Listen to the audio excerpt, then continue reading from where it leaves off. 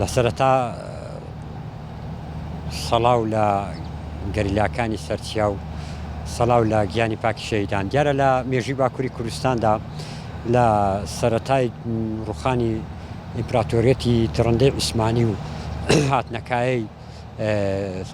تورکیای کۆماری نوێ دیارە ئەو کاتەی کۆمەڵێک شۆڕش هەبوون کە شێخ سەعیدی پیران بوو پیران هەروەها بەدرخانەکان دیارە و شۆڕشانە کە لەلایەن کۆماری تورکیا فاشیەوە داپڵەسێنەران و بە ملیۆنان کورد کۆمەڵ کوش کرا. لە دوای ئەوە لە ساڵی هەفتاکاندا پارتی کرێکارانی کوردستان پەکەکە دامەزرا. دیارە وەرچەرخانێکی مێژوویی بوو هەم لە شۆڕشی تازەی کوردستان و هەم بۆ باکووری کوردستان. دیارە هەر لە پارتی کرێکاران گەشتە ئەو قەناعەتەی کە ئەو کاتەی گەشتە ئەو ڕاستیەی کە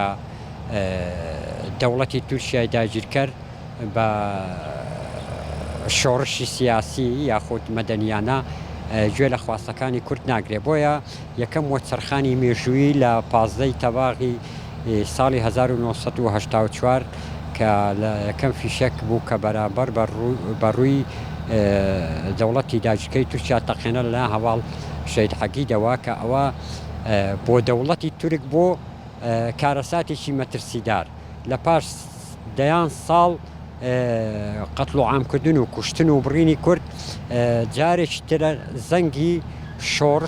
شۆڕش بە گوێی تورکیادا دەدرایەوە. بۆیە لە ساڵی 1986 تورکیا لە بەردەم تەنەزولێکی زۆردا بۆ حکوومەتی ئەو کاتەی عێراقی هات ڕێککەوتنێکی لەگەڵ کرد کە 20 کیلۆمەتر بێتە ناو خاکی عێراقەوە و لە دەستدانی کۆمەڵێک بەهای سەروەری تورکیا کە لەلایەن حکوومەتی عێراقی کرانە مەرز. بەڵێ هاتیش ئەو هێرش کردە سەر ناوچەکانی زاب بەڵان هەر بە هێڵی بەرخودانی هەواڵ ئەگەیت ئەو هێرشانە تێشکێنەرانەوە. و لە دوای ئەوەشدا ئەو ڕۆژە مێژوویە وەرچەرخانێکی مێژووی بوو نەک هەر بۆ باکووری کوردستان بەڵکو بۆ باشووریش و بۆ ڕۆژهەڵاتیش و بۆ ڕۆژئاوای کوردستانیش کە یەشێک لە ئەوانە کە بە هەمان شێوە ئەفسانەی مامەڕی شەو و هەروەها ئەفسانەی لیوا شێرکۆ و کۆمەڵێک شەهیدی قارەمان لەسەر هەمان هێڵ و لەسەر هەمان ڕێباز تێکۆشان و خەباتیان بەردەوام کرد. دیارە 15 تەباغ ڕەمزێکە و ڕۆژێکی مێژوویە لە مێژووی تێکۆشان و بەرخۆدانی گەلی کووردە. هەمومان وەک ئاگادارین لە دوای دروستبوونی کۆماری نوێەوە نزیکەی 50 ساڵ بێدەنگی و 50 ساڵ لە ناچالاکی گەلی کورد لە باکووری کوردستاندا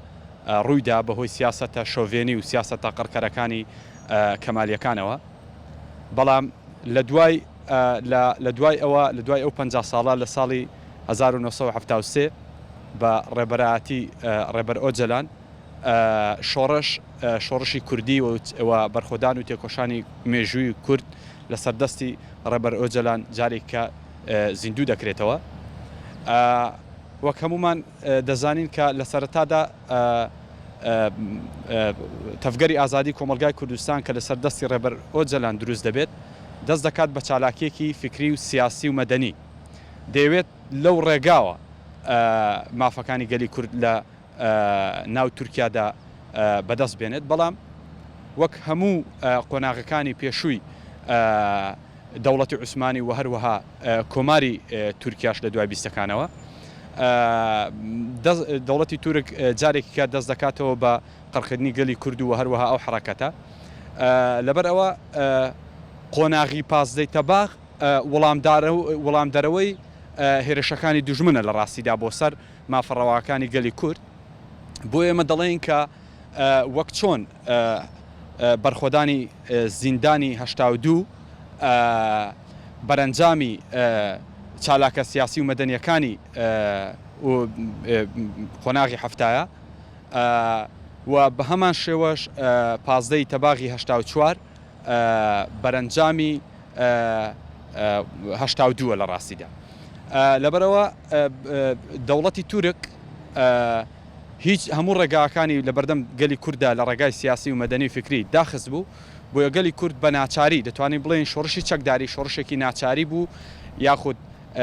شۆڕشێکی ناچاری چەکداری بوو بەرامبەر دوژمنی دڕندە و بێویژدانی دەوڵەتی تورک لەبەرەوە لە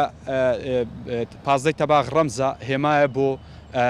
لەلایەک بۆ زوڵ مستەمی ینی گەورەی زوڵ مستەمی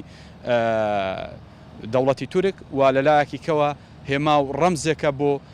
بەردەوامی بەرخۆدان و تێکەشانی کورد بەرامبەر یاخود لە هەمبەر ئەو دوژمنکاریە بۆیە ئێستاش ئێمە لە قۆناغی پازای تەباغداین لە ڕاستیدا کە لە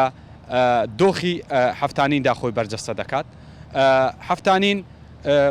قۆناغێکی کەی پازەی تەباخە لە ڕاستیدا قۆناغی نوێی پازەی تەباغە دەتوانین بڵین کە ئێستا گەریلا بە شێوازێکی سەردەمیانە